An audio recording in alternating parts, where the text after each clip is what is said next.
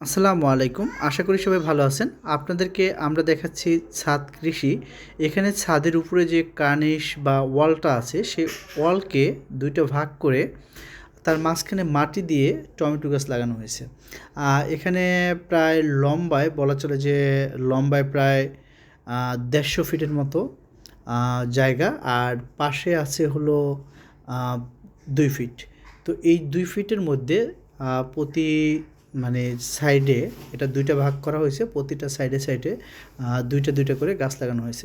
তো এখানে যে টমেটো গাছগুলো দেখাচ্ছি, আপনারা দেখতেছেন টমেটো গাছগুলো, যে সেই টমেটো গাছগুলো অনেক হেলদি এবং যে ফুল আসা শুরু করেছে এবং টমেটো ধরাও শুরু করেছে।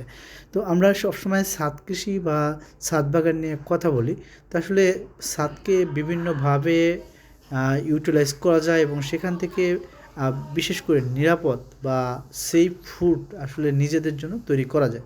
তো আজকে আপনাদেরকে মেইনলি ভিডিওটা এই জন্যই দেখানো যে আমরা ছাদের উপরে বা ছাদের যে কার্নিশ, সেই কার্নিশের সাইডে বা ওয়াল যেটা দেওয়া ছাদের কিনারে, সেই ওয়ালের মাঝখানে টমেটো চাষ করা হয়েছে এবং সেই টমেটো থেকে টমেটোর ফুল আসা শুরু করেছে এবং ধরাও শুরু করেছে। তো এরকমভাবে আপনারাও আসলে টমেটো চাষ করতে পারেন। তো যাই হোক, আজকে এই পর্যন্তই। ধন্যবাদ সবাইকে।